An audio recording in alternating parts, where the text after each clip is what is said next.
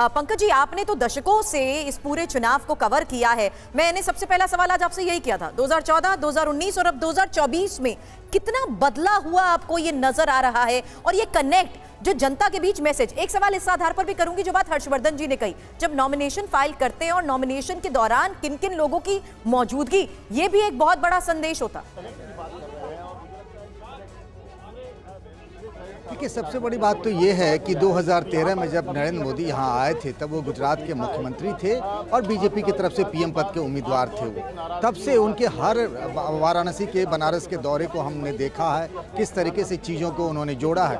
काशी ने उनको अपना लिया है और उन्होंने अपने मन में काशी को बसा लिया है। अब देखिए कितनी छोटी छोटी सी बातों से उन्होंने शुरुआत की थी। मुझे याद है जब यहाँ से पहली बार वो सांसद बने थे और जब फिर आए थे यहाँ गंगा घाट पर, और तब उन्होंने एक छोटी सी बात कही थी जो बड़ी बात थी। और आज देखिए वाराणसी में वो छोटी सी बात कितना बड़ा बनारस के लोगों के मानस में परिवर्तन आया कि लोग यहाँ पान खाना यहाँ की परंपरा रही है, पान खा के कहीं भी पीक फेंक दिया करते थे। इस बात तक का भी जिक्र उन्होंने किया था और काशी के लोगों से अपील की थी। और आज जाइए, आपको एक बहुत बड़ा बदलाव आएगा। आपने देखा होगा फावड़ा लेके उन्होंने खुद बनारस के गंगा घाट पर उन्होंने श्रमदान से घाटों को सुंदर और स्वच्छ बनाने की शुरुआत की थी। छोटी छोटी कोशिशों से, खुद अपनी पहल से प्रधानमंत्री नरेंद्र मोदी ने वाराणसी के मानस को बदला है। बनारस की विरासत के साथ उन्होंने उसमें बहुत कुछ जोड़ा है। काशी बिल्कुल सही बात है, आप जिसका जिक्र कर रहे हैं बहुत इंपॉर्टेंट है और प्रधानमंत्री नरेंद्र मोदी की शख्सियत का ये एक बहुत इंपॉर्टेंट पहलू है। हमारे साथ विपिन चौबे मौजूद हैं और वो थोड़ा हाथ हिला रहे हैं, उनके पास लगता है कुछ अपडेट है। विपिन, क्या बताना चाहते हैं?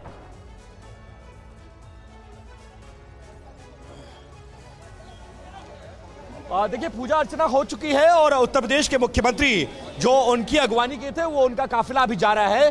संभवतः 3 से 5 मिनट और प्रधानमंत्री अंदर रहेंगे। उनकी सिक्योरिटी यहां पर एक्टिव हो गई है। इसी रास्ते से वो आएंगे जहां पर हमने वो तस्वीरें दिखाई थी। जैसे वो आएंगे हम दिखाएंगे। हमें हलचल नजर आई तो हमने सोचा अपने दर्शकों को सबसे पहला अपडेट दे दे। और दूसरी बात ये कि चुनाव काशी वासियों के लिए सिर्फ सांसद चुनने का नहीं है, ये एक प्रधानमंत्री चुनने का चुनाव है। और वो ये जानते हैं कि हम यहां से चुनकर भेजेंगे तो प्रधानमंत्री पूरे विश्व में डंका फहराएंगे। और कोई साधारण प्रधानमंत्री नहीं, क्योंकि प्रधानमंत्री ने भी अगर काशी को चुना तो बहुत कुछ सोच समझकर चुना। इसका संदेश कितना बड़ा उत्तर प्रदेश और देश में जाता है। और काशी वासियों के लिए आज का दिन बहुत ज्यादा महत्वपूर्ण है। 5 साल में एक ऐसा दिन आता है जब नामांकन होता है और नामांकन के दिन प्रधानमंत्री को देखना। और देखिए उनके जैमर की गाड़ियां अब लगनी शुरू हो चुकी हैं। बस मुझे जो लगता है 1 से 2 मिनट और इसके बाद प्रधानमंत्री यहां से निकल जाएंगे। यहां का कार्यक्रम पूरा, एनडीए के नेताओं के साथ बैठक और बैठक के बाद मैं जल्द आपके पास वापस आती हूं। पंकज जी, आप अपनी बात जरूर पूरी करिएगा, क्योंकि कैसे छोटे छोटे एग्जाम्पल उन्होंने सेट कर दिए हैं और जिस तरीके से विकास हुआ है उसमें आम लोगों के साथ कनेक्ट बनाते हुए उन्होंने उन महत्वपूर्ण बातों का जिक्र किया है जो खुद काशीवासियों के लिए जरूरी है।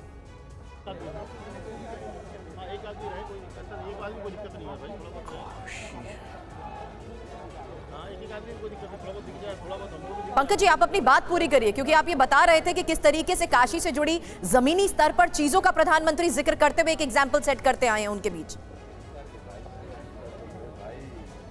जी हाँ, हम उसकी शुरुआत जो है उन्होंने खुद 2013 से की थी। और जैसा हम कह रहे थे और इस बात का जिक्र हो रहा था कि कैसे घाटों को स्वच्छ बनाना, सुंदर बनाना, लोगों को हाथ धोने की किस तरीके से उसकी आदत डालना। आपने देखा होगा खुद यहाँ की विकास कार्यों का जायजा वो खुद लिया करते हैं। अचानक से गोदौलिया पहुंच जाना, रेलवे स्टेशन पहुंच जाना, वहां काम कैसे हो रहा है, लोगों से कनेक्ट है। यहाँ पर ऐसे कम से कम सैकड़ों लोग होंगे जिनको प्रधानमंत्री नरेंद्र मोदी व्यक्तिगत रूप से उनका नाम जानते हैं, उनका काम जानते हैं, उनसे बात करते हैं। और ये बताता है कि बनारस के लोगों से उनका कनेक्ट कैसा रहा। और पिछले 10 सालों में हर लिहाज से, सांस्कृतिक लिहाज से, राजनीतिक रूप से, आर्थिक रूप से और सांस्कृतिक रूप से अगर देखेंगे और धार्मिक रूप से भी देखेंगे तो बनारस की तस्वीर और तकदीर कितनी बदली है। कई बातों पर लेकर उनका बहुत विरोध हुआ था।